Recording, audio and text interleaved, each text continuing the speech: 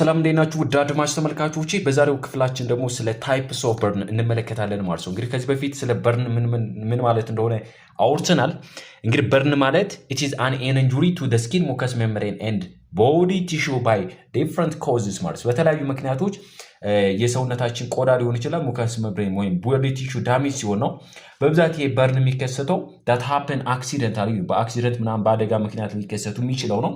እንግዲህ ይሄ በርን ካለ ቁስል ይኖራል ደን ደግሞ ደም መፍሰስ ይኖራል ማለት ነው። ከዛ ጋር ተያይዞ if the burn is left untreated ማለት ቶሎ ካልታከመ can leads to infection and hypovolemic shock ማለት ነው። አንደኛ ለኢንፌክሽን ሁለተኛ ለሃይፖቮሊሚክ ሾክ ይጋለጣል ወይም ያጋለጣል ብለናል ማለት ነው። እንግዲህ ታይፕስ ኦፍ በርኖች ምንድናቸው? እነዚህ በርኖች በምን ምክንያት ሊከሰት ይችላል ስንል የመጀመሪያው በርን ታይፕ ፍሌም በርን ይባላል። ፍሌም በርን ማለት it is caused by exposure to a flame often leads to deep burn ማለት ነው። ፍሌም ማለት በሚቀጣጠል በሚነድ እሳት ማለት ነው ስትቃጠል ወይም ስንቃጠል ፍሌም በርን ይባላል ማለት ነው።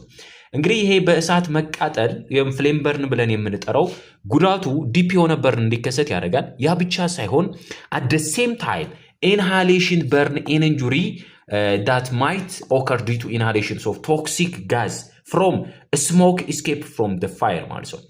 እንግዲህ እሳቱ በሚነድበት ሰዓት ከሰዓቱ የሚወጣ ጭስ አለ። ከዛ ጭስ የሚወጣው ቶክሲክ የሆነው ጋዝ ማለት ነው በቀላሉ ወደ ሰውነታችን ገብቶ ዳሜጅ ያደርጋል ወይንም ደግሞ ኢንሃሌሽን በርን ኢንጁሪ የሚባለው በቀላሉ እንዲከሰት ያደርጋል ማለት ነው። እና at the same time በርኑና ኢንሃሌሽን በርን ኢንጁሪ የሚባለው አብሮ ይከሰታል ፍሌም በርን ላይ ማለት ነው። ስኬል በርን ብለን የምንጠራው ዳሜጅ ኦፍ the skin or body tissue caused by steam ለምሳሌ ሰውነታችን በእንፋሎት ሊሆን ይችላል ወይም ሆት ፍሉድ ኦር ሊኩዊድ ማለት በፈላ ውሃ ስንቃጠል ማለት ነው። ለምሳሌ ሆት ዋተር ሊሆን ይችላል፣ ኮፊ ሊሆን ይችላል፣ ቲ በቡና ሊሆን ይችላል፣ በሻይ ሊሆን ይችላል ወይም ያፈላ ነው ውሃ በ100 ዲግሪ ሴንቲግሬድ ምናምን ወይም ከ50 ዲግሪ ሴንቲግሬድ በላይ የፈላ ውሃ እኛን ሰውነታችን ላይ ፈሶ ሰውነታችን ሲያቃጥለው ማለት ነው ሲፈጀው ያ ስኬል በርን ይባላል። ሌላኛው ኮንታክት በርን ነው። ኮንታክት በርን የምንለው ደግሞ it is occur due to the contact with hot object or hot metal ማለት የጋለ ብረት ሰውነታችንን ሲፈጀው ማለት ነው የሚከሰት ከሆነ ለምሳሌ አይረን ማለት የልብስ መተኮሻ ማሽን ማለት ነው። ያ መተኮሻ ፓርቱ ሰውነታችን ቢነካው ወይም ሆት ኩኪንግ ፓን ማለት ደግሞ መጥበሻዎች ማለት ነው። የጋሉ መጥበሻዎች ሰውነታችን ነክተውት ደን ሰውነታችን ቢያቃጥል that is contact burn ይባላል። ኤኒዌይስ ባጭሩ ከሆት የሆነ ኦብጀክት ወይም ሆት ሜታል ሰውነታችን ሲነካው ሰውነታችን ከተቃጠለ ኮንታክት በርን ይባላል። የፈላ ውሃ ካቃጠለን ስኬል በርን ይባላል። የሚነድ እሳት ካቃጠለን ፍሌም በርን ይባላል ነው። ኤሌክትሪካል በርን ብለን የምንጠራው ደግሞ that happen when the electricity comes contact with your body ከሰውነታችን ጋር የኤሌክትሪክ ኮንታክት ሲኖረን ነው። በብዛት እንግዲህ ኤሌክትሪካል በርን ከሌላው አንፃር ስናየው life threatening dangerous ነው that causes cardiac arrest that leads to cardiac arrest ማለት ወዳውኑ ቶሎ ብሎ ለካርዲያክ አሬስት የሚያጋልጥና ወዳውኑ ቶሎ ካልታከመ ሰውየው ሊሞት የሚችል አይነት ነው ማለት ነው። ሌላኛው ራዲዬሽን በርን የምንለው እንግዲህ ራዲዬሽን በሁለት ልናየው እንችላለን። አንደኛው ሰንበርን ወይም የፀሐይ ቃጠሎ የምንለው፣ ሁለተኛው ሜዲካል ራዲዬሽን ቴራፒ። ለምሳሌ አንድ ካንሰር ታማሚ ካለ ለካንሰር ትሪትመንት ማርሰው አንደኛው ራዲዬሽን ቴራፒ የሚባል አለ። ስለዚህ ሜዲካል ራዲዬሽን ትሪትመንት በምንሰራበት ሰዓት ቃጠሎ ሊደርስብን ይችላል ወይንም ደግሞ ማቃጠል ማለት ነው ባጭሩ።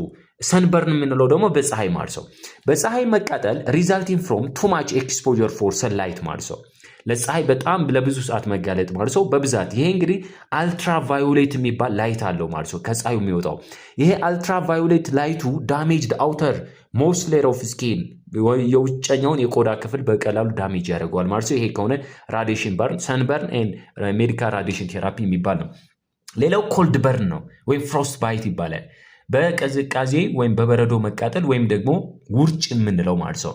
damage of your skin by freezing it or it's caused by exposure for freezing temperature በጣም ፍሪዚንግ የሆነ ቴምፕሬቸር በዛ ምክንያት ለፕሮሎንግ ፔሪድ ኦፍ ታይም በመጋለጥ የሚመጣ ከሆነ ማለት ነው። that happen when the skin direct contact with something very cold for prolonged period of time ለብዙ ሰዓት ማለት ነው በዛ ምክንያት የሚመጣ ከሆነ እንግዲህ ይሄ ፍሮስት ባይት ወይም ውርጭ ኮልድ በርን የሚባለው it affect any part of the body ማለት ነው። አጠቃላይ የተለያዩ የሰውነት ክፍል ሊያጠቃ ይችላል። but extremity especially hand feet ear, nose, lips are most likely affected. ለምሳሌ አንዳንዴ ጠዋት ላይ በብዛት የምንነሳ ከሆነ ከንፈራችን ሊደርቅ ይችላል። ወይንም እጃችን ደግሞ ውሃ ጠዋት ላይ የምንነካ ከሆነ እጃችን ውርጭ ሊሰራ ይችላል።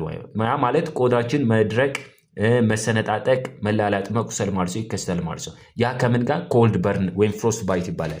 የመጨረሻው ኬሚካል በርን ነው። እንግዲህ ኬሚካል በርን ከስሙ እንደምንረዳው ስኪን ኦር ቦዲ ቲሹ ዳሜጅ ኮዝድ ባይ ስትሮንግ አሲድ፣ ስትሮንግ ቤዝ፣ ክሊነር ወይ ማጽጃ፣ ጋዞሊን፣ የተለያዩ ጋዞች፣ ዲስኢንፌክታንት ሶሉሽን ኤንድ አዘር ሰብስታንስ ምክንያት የሚመጣ ኢት ኦከር ዲው ቱ ኤክስፖዠር ቱ ኬሚካል ማለት ነው። ስለዚህ በኬሚካል የሚመጣ ኬሚካል በርን፣ በቅዝቃዜ የሚመጣ ኮልድ በርን፣ በራዲሽን የሚመጣ ሳንበርን ወይ ሜዲካል ራዲሽን ቴራፒ፣ በመብራት ኤሌክትሪካል፣ በንክኪ ኮንታክት፣ በፈላ ውሃ ስኬል በርን ኤንድ በእሳት ዳት ኢዝ መቃጠል ፍሌም በርን ይባላል። እነዚህ ታይፕስ ኦፍ በርን ብለን ጠራችኋል። ውድ አድማጭ ተመልካቾች መንገ ነበርኩ። ሰላማችሁ በዝት ይበልልኝ። ወዳችኋለሁ።